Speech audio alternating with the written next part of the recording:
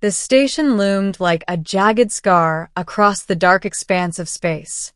Orpheus 9 was officially a research outpost, though whispers of its true purpose had long circulated through the corporate net. Some said it studied the edge of black holes.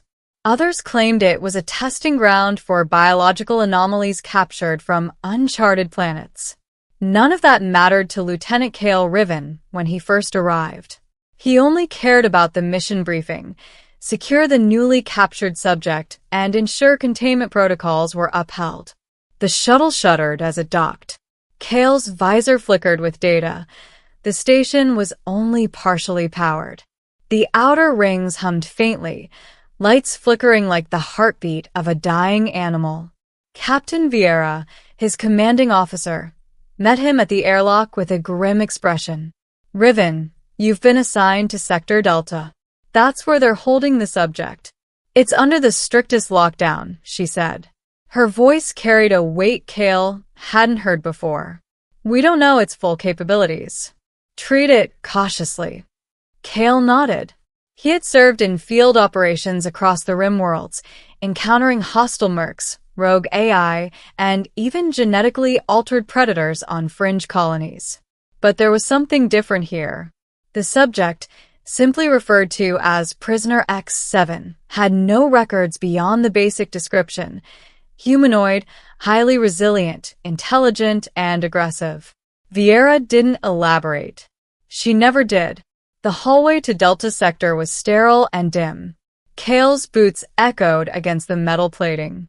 Cameras tracked his every movement, though the feeds were reportedly on a loop. The containment unit itself was an imposing construct, a cylindrical chamber of reinforced alloy, walls etched with warning glyphs, and a pulsating energy field humming just beyond visible light. Inside the chamber, the figure waited. At first glance, X7 appeared human, tall, lean, and unnervingly still. But Cale noticed the subtle irregularities almost immediately. The eyes glowed faintly beneath the shadow of the hooded face, a color no human iris could produce. The skin had a texture like polymerized flesh, too smooth, almost reflective.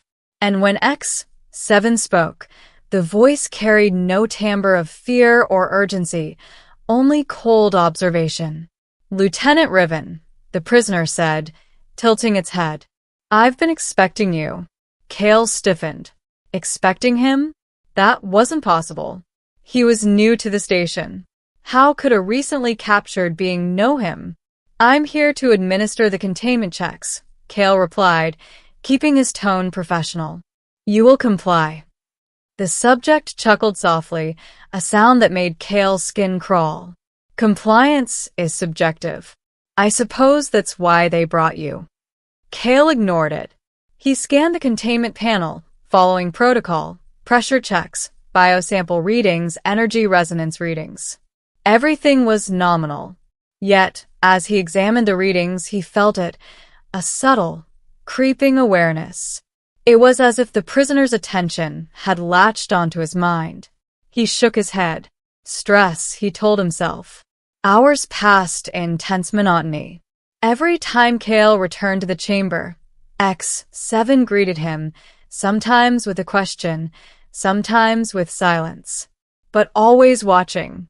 And with each visit, Cale began noticing small changes in the station, doors that should have been locked left ajar, systems flickering, subtle temperature shifts.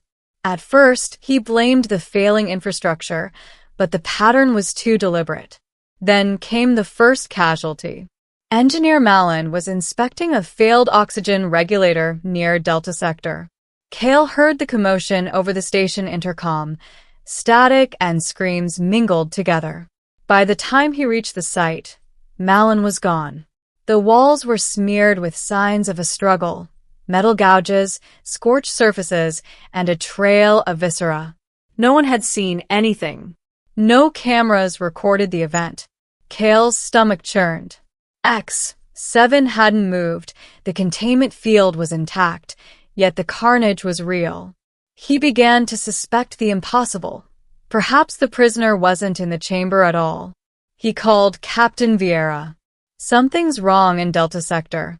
Malin, he's missing. There are traces, but no footage. Vieira's voice was clipped. Containment protocols are strict. You're imagining things, Lieutenant. Focus on your duties. Kale ended the call, heart racing. He couldn't shake the feeling that he was being toyed with. Every time he returned to X7, the prisoner smiled knowingly.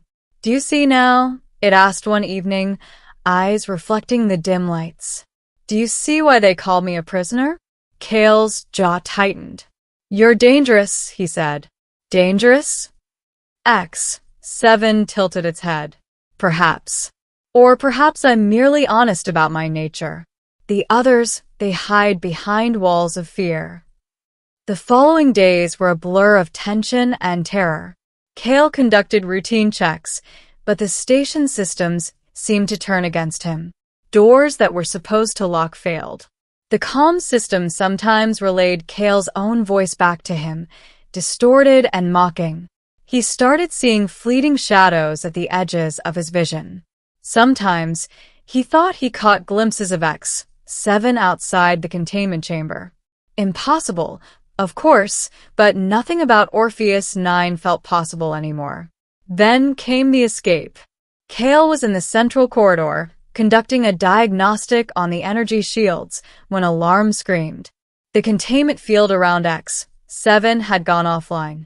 Instantaneously, all power dropped across the station. Emergency lights bathed the corridors in red. He sprinted to Delta Sector. The chamber was empty. Not a single trace of the subject. Only the metal door, bent outward as if something had ripped free. Kale's pulse raced. He checked the cameras. They were all offline. And then he saw it, on the bulkhead behind him, etched in blood. A single phrase, unmistakable and deliberate. I am free. Panic surged, but he forced himself to think. The station was enormous, full of narrow maintenance shafts, pressurized storage areas, and ventilation tunnels. He began a systematic search, calling out X7's designation. The response was never verbal. It was the subtle movement of lights, the shifting of shadows, the faint metallic click of claws, or something worse, against the walls. Kale's first encounter was in the cargo bay. He spotted a silhouette crouched atop the storage crates. X7's humanoid form blended perfectly with the darkness. Before Kale could react, a tendril of energy shot from the subject's arm, latching onto the control console and frying it instantly. Sparks flew. Kale dove for cover, heart hammering. Impressive, X7 said from the shadows. You have courage, but courage alone won't save you. Kale realized the truth in a sudden, horrifying flash. X7 wasn't just strong. Its intelligence exceeded any human comprehension. It anticipated his movements, read his intentions, and adapted instantly. For the first time in his career, Kale felt utterly outmatched. The hunt began. Kale sprinted through the corridors, X7 always one step ahead. He tried locking bulkheads, sealing doors, and activating security drones, but each move was countered with uncanny precision. The station itself seemed to obey the prisoner. Lights flickered in patterns that disoriented him. Floors beneath him groaned and buckled. Machinery operated of its own volition, creating obstacles and hazards. By the time he reached the bridge, Kale was exhausted, bruised, and terrified. And X7 was waiting. Why are you doing this? Kale demanded, raising his pulse rifle. He had fired at the shadows before, but nothing hit the target. Why? X7 echoed. Because the hunters are always the prey. Because you wanted a story of control, and I offer you a lesson in reality. Before Kale could respond, the lights went out completely. In the darkness, he felt the movement, subtle, fluid, almost like the station itself was breathing. And then, a whisper in his mind. Run or die slowly. The choice is yours. He turned, and there was X 7 inches from his face. Not through the door, not through the corridor, but seemingly appearing from thin air. The eyes glowed, an impossible shade that burned with cold intelligence. Cale fired. The rounds passed through the figure as if it were smoke. Then it struck him, not with brute force, but a psychic shock that left him screaming and slumping to the floor. When he awoke, he was strapped to a chair on the bridge. The station hummed with renewed energy, systems online but twisted. X 7 stood before the main viewport, observing the stars outside, calm and unhurried. Cale struggled, but restraints were inescapable. You see, X 7 said softly, almost kindly, you assumed I was the prisoner. You assumed control was yours. But the rules were never yours to make. Cale's breath caught. The crew? Everyone. His voice was hoarse. Gone, X 7 replied. Or rather relocated. They are unharmed for now. But they are no longer your concern. Cale realized with dawning horror that he wasn't being punished. He was being tested. And he had failed. I need the station, Cale growled. I have orders. Orders? X 7 laughed, a sound both melodic and terrifying. Orders are for those who believe the universe owes them obedience. The universe does not owe you anything. Cale's mind raced. Escape was impossible. He had weapons, a mind honed by combat, but nothing could match what stood before him. And then X 7 made its offer. A chance to survive, not as a commander or hero, but as a subordinate observer. Observe and learn. Perhaps one day you will understand, X 7 said.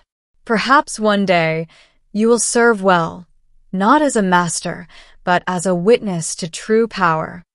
Cale had no choice. The restraints released him, mechanical locks opening with a hiss. But he knew running was futile. He followed X 7 to the station's main operations hub, a silent prisoner in the midst of a predator. Days passed. Cale learned to anticipate the subtle cues of X 7's presence. He studied the station, repaired systems under its guidance, and began to understand the pattern. Intelligence beyond fear, patience beyond hunger, and the terrifying certainty of being always observed. Slowly, he realized the greatest lesson was not survival, it was comprehension. Then one evening, as Cale observed the stars through the reinforced viewport, X 7 approached. It didn't speak immediately, only hovered beside him. Finally, it said, "You wanted to control me. That was your mistake. Control is an illusion. Power is perception. And perception is everything." Cale nodded slowly. He had learned that much. And though he remained human, fragile and mortal, he had also survived. The predator allowed it. The stars stretched endlessly, indifferent to the struggle inside Orpheus 9, and Cale understood, finally, that in the vast emptiness of space, he had met something far older, far smarter, and far deadlier than any army or empire. And it had chosen to let him live. Because the prisoner was never a prisoner at all, Cale leans against the viewport, staring at the distant stars. X 7, once confined and labeled, drifts along the bridge like a wraith, observing systems, the station, and Cale himself. A subtle pulse in the air suggests movement, yet no sound betrays it. Cale whispers to himself, almost in awe, "I survived. But I am no longer in command." X 7's glowing eyes meet his. In them, there's no malice, only the quiet certainty of supremacy. Cale realizes, finally, that the universe is a predator in which humanity is often prey. And sometimes, the predator walks beside you, unseen and unchallenged. The viewport reflects two silhouettes, one human, one predator, both staring into the infinite darkness of space, bound together in an uneasy, eternal understanding.